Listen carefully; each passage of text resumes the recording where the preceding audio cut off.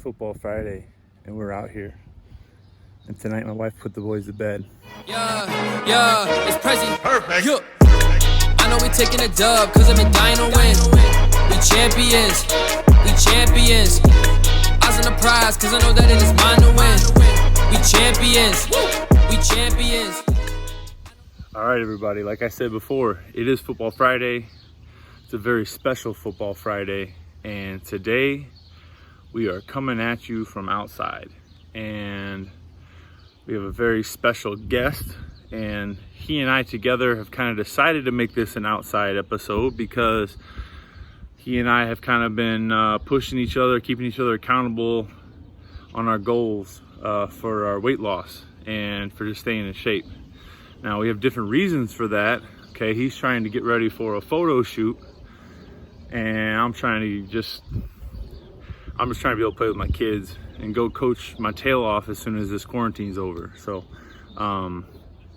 today we have somebody who I feel like on the sneak, okay, not necessarily gonna broadcast it, but one of the best human beings on the planet, man. DJ Williams. All right, his real name's Genos. Goes by DJ Williams. You've seen him play on Sundays, especially you Bears fans and Broncos fans. All right, DJ and I came in the same recruiting class. He was the number 1 recruit in the nation, and I was oblivious. When I got to Miami, I didn't understand how good my teammates were, and it was a benefit to me because it actually gave me a chance to not, be afraid. And I went out and played, and treated everybody like we were teammates, treated everybody like I could block them. So DJ is the person who John Madden said is the only high school athlete that he felt like could have gone straight to the NFL. And I can confirm that. He is phenomenal, an amazing athlete, amazing player, and a great human being. So we got a lot of good things to talk about. So without further ado, here he is, my man, DJ Williams. Mata Coons, what it do, baby? Hey, bro, appreciate you having me on. Hope the wife, the kids are put to bed, you know what I'm saying, because it could get nitty gritty. As you see, I'm on my morning walk, getting them sneaky calories, bro. You know what I mean? Stick to it. But let's go ahead and jump into the thick of this thing, man. Get to talking, get to asking. I'm here. What's up?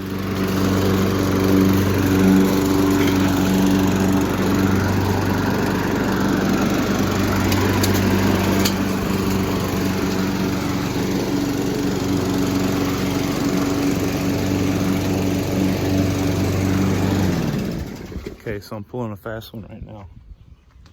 My wife was back.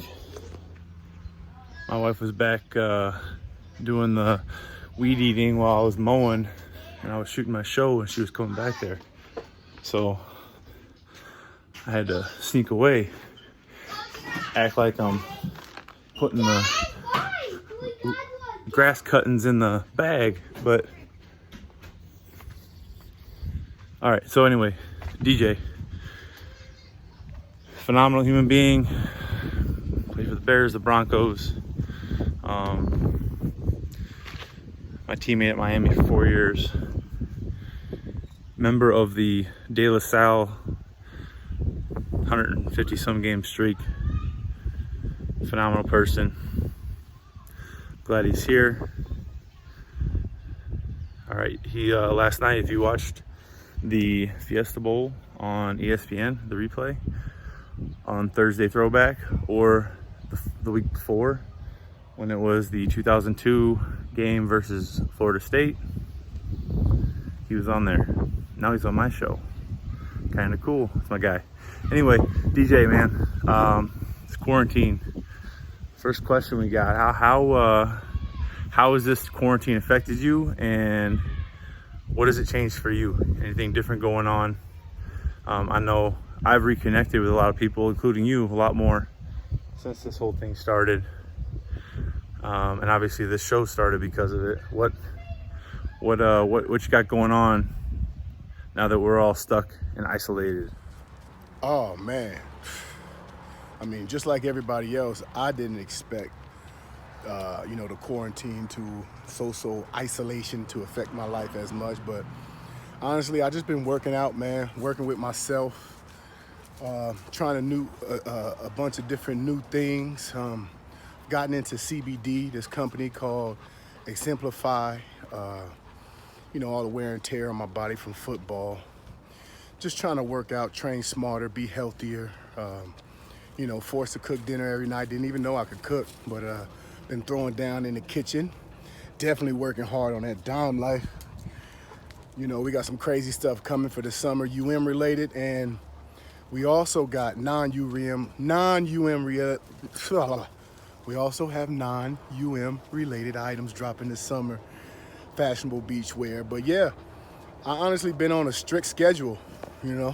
Wake up at 7, make my coffee, jump on my exercise bike, look at my emails, walk my dogs, come home, work out, breakfast. Yeah, I don't eat breakfast before I work out.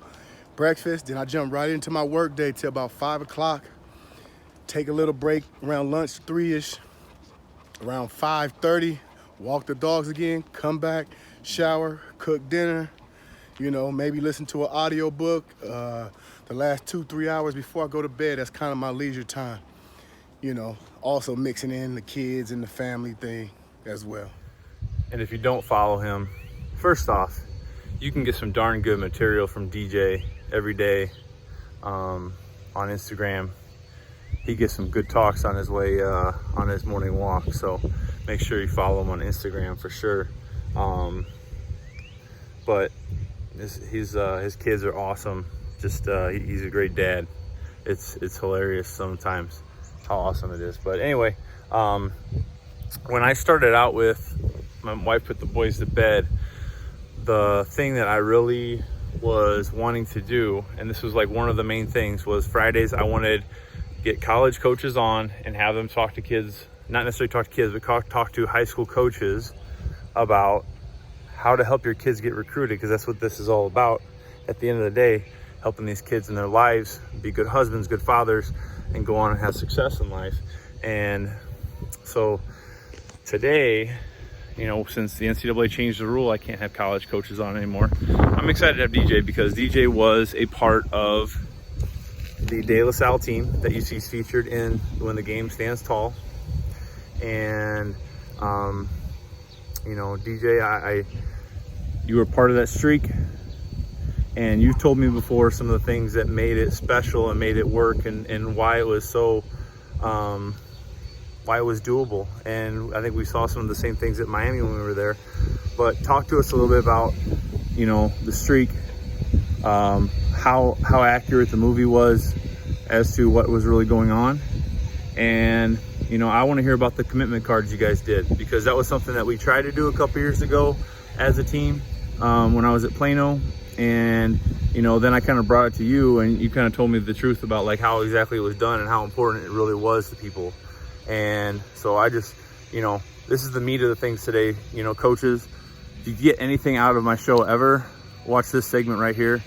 DJ, you have a lot of true stories turned into movies. The craziest thing about When the Game Stands Tall is, after watching it, everybody that was actually really associated was like, wow, that was like 95% all accurate. In Hollywood, a lot of times they have to pad the stats, make things cool, for TV. But, everything that happened in that movie was, just about 100% true. It was an amazing story. Coach Bob Ladouceur was an amazing man. Affected and helped a lot of young kids' lives, and, really taught us that it was all about the journey. We never paid attention to the wins and losses, even though we had a lot of wins. But it was really all about the journey. It was about the process. How did you get there? Ownership, having responsibility. And that's why we did, that cool thing with the commitment cards. Thursday nights, we would always have a team dinner at one of our players' house. You know, we'd let their family host it. And, you know, we just discuss, go over the game plan, watch a little film, but really it was kind of a moment to let the air out, bond a little bit. And then at the end of the night, everybody would receive a commitment card and it would write down 3 goals for that game. And, you know, even if you weren't a starter, even if you didn't play, you still had goals. You know, whether it was, you know, I promised to be 100% on all my reads. You know, I'm gonna have 100 yards rushing. You know, I commit to make sure, you know, I'm alerting people from the sideline, whatever it is. But, you know, the point of it all was, after you say it out loud, you verbally commit to somebody, it makes it that much tougher for you to not try to achieve those goals. You have someone holding you accountable for what you said. You know, I would tell the guy that I gave it to, make sure you remind me if I ain't close. I needed to know, you know, because I wanted to focus on the game, but at the same time, my commitments, you know, were important to me.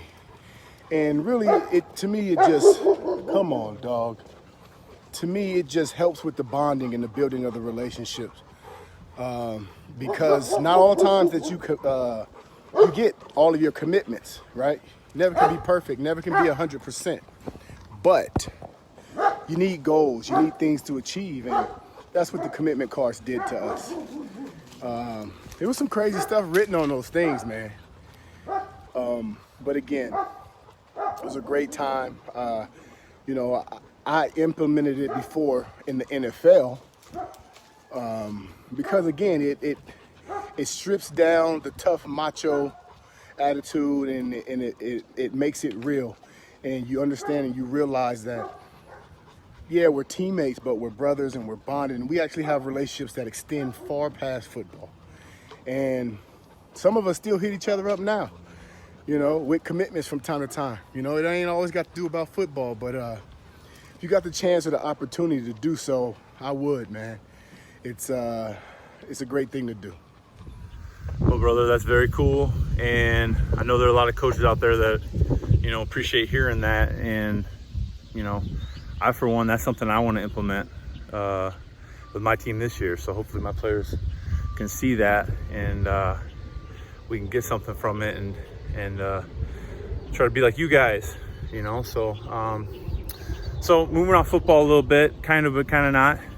You know, everybody's been seeing you on the Thursday throwbacks on the show. Got that Sean Taylor shirt, got your other Dyme Lyfe gear on. And for those of you who don't know, DJ owns a clothing company called Dyme Lyfe, DYME. Do you motivate every day?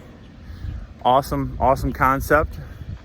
And you know, DJ, tell us a little bit about Dyme Lyfe and where you see it going, and you know how you're feeling about things right now. I know you guys are coming out with some really awesome stuff. You got some things in 4X now. I'm pretty excited about that. Appreciate you with that.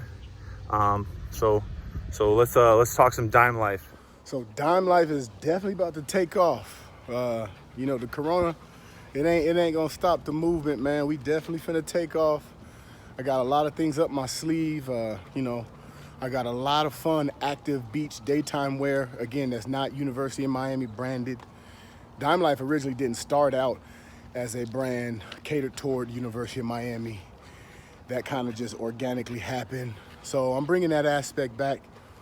Again, fun, summer, clothes.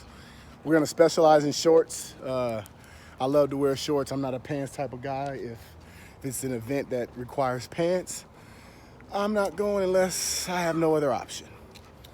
But yeah, man, check it out. In 2 weeks, we launched a new website, www.dymelyfe.com. Check it out. Father's Day gifts coming up. Even if you don't love the U, like I said, we got stuff that's way doper that ain't got nothing to do with University of Miami. Hey, I'm looking forward to some of that beach wear, man. I got my pool right here. Got the pool guy coming today to get it started for us. All right, so, and if you come up to Chicago, you stop by, man. All right. So we've been friends for 20 years now. Crazy, hard to believe how time flies. And, you know, I've said it before, man, you're one of my more reliable friends I've had in my life. I appreciate you for all you've done. You've always been there for me when I needed something. You know, from the time when I had a tryout with the Colorado Crush, and you let me stay at your house, to when I got to run your football camp, and you know, my wife, who was at the time my girlfriend, got to come out and stay. We stayed at your house, and you know, I don't, you might not remember all that, but you know, I always appreciated you helping me out. I got to drive your Hummer. That was something I always wanted to do, is drive an H2. You let me live that dream out. So anyway, we've been friends for a long time now, and you know, I would hate missing on an opportunity, you know, to talk about the things that are going on in Minnesota right now. So I'd love to hear what you have to say, and then, you know, I'll follow up with what you said. You know, can't not talk about this topic, about the young man that lost his life in Minnesota. Very, very tragic event. You know, I don't believe that there is a quick fix, but I do believe that, you know, the situation will not be resolved until everybody feels like it's their responsibility. And, you know, it doesn't affect you till it happens to you, or it happens to someone near you. And I wouldn't wish that on anybody, but I truly believe that if things continue, it's gonna start spilling over, man. People are gonna retaliate. People are gonna get sick and tired. You know, you have the Martin Luther King, and then you have the Malcolm X. And you know, as a black man and being a part of, you know, our culture, I feel like Martin Luther King walking and preaching is getting old and tired. And I can hear, I can feel, I can see via social media, especially with the younger generation, that they're starting to get aggravated. And the energy's lifting, and I believe we all need to take part and step in before, you know, this country goes at war, which it shouldn't have to. Again, there's no quick fix, but I do believe it's a situation that needs everybody's attention, and it won't be resolved until everybody is held accountable and everybody feels responsibility, or feels responsible about what all happens in America. Well, you know, there's no real like lighthearted or positive way to spin anything that's happened. And you know, it's crazy to see what happened to that young man, and it's crazy to see what happened to the young man that was out running for a jog. I mean, you know, I've talked to college coaches on the recruiting trail. I've talked to college coaches because I interviewed them for the show. And even though I couldn't put the show out because of the NCAA rules, you know, we still have those conversations. College coaches are afraid because their kids are training at home by themselves, going out on runs. I mean, that could have easily been somebody's player, and it doesn't hit home. And until it happens to somebody that you know, or that you love, or that you care about. But the thing is, like, people just don't understand each other sometimes. And when they try to act like they understand, that's when things seem to get worse. You know, one thing that I feel like we need to do is call things what they are, you know. And racism is a very powerful word. And we have seen again and again acts of racism. But at the same time, there are other things that are being called racism that have nothing to do with the color of somebody's skin. And when we use that word inappropriately, it takes away from the sting of what is really being talked about. You know, this should not be happening. This should not be happening. My dad was a state police officer. He always did all he could. You know, I think he was worried because he grew up in a world where there were a lot of people that were prejudiced, and a different time he did everything he could to make sure that I did not end up that way. He in fact lied to me and told me I was 1/64th black, and you know how gullible I am. I believed it for the longest time, and I think, you know, that's part of something that, you know, kind of, I don't know, not necessarily it gave me a reason to stand up when I saw something that was wrong growing up. And I grew up in a town that, you know, it's a small town, but it was a semi-diverse small town that, you know, I had, if there was racism, I was oblivious to it. But if something's racist, you got to call it what it is. We got to have conversations. We got to talk about what can be done to fix things. We got to talk about, you know, how can I help? How can we be a part of this? To me, you know, if you're sitting at home and you want to be a part of the solution and you have kids, pour into your kids, you know, have them be the next politicians, have them be the next, you know, police officers. My police runs in my family. My dad was a state trooper. My cousin Jordan's a police officer, and both great men, fair, just men that do all they can to help people. And the other thing I'll say is, things can't be so divided and so all one way or all the other way. All right. I saw something today that one of my friends posted that, you know, you can support police officers. Okay, not the police officer. We're not talking about the police officer in this case. You can support police officers and support racial justice. You can do both. And it's just wild to me that this is, you know, it's 2020 and this is what we're talking about. I taught civil rights this year in history class. I mean, we've been battling for this for 150 years, more than that. All right, since Civil War. So, call things what they are. If it's nationalism, if it's ethnocentrism, call it that. Don't take away from what racism is. It's hatred, it's unfounded, and it's 100% predetermined on what you see in somebody, how you look at them, and how you profile them. So, DJ, man, thanks for coming on today. Love you, brother. And I look forward to seeing you again soon. So we have our trivia winners for this week. So I'm gonna pass it over to our boy Franklin. Hey guys, back again for our week 4 trivia question reveal. Last week's question was, in 1978 U.S. Masters, who was leading Gary Player by 7 strokes only to end up losing to him by 1? And then who also finished 7th in the tournament? The first answer is Hubert Green, and then the second part was Jack Nicklaus.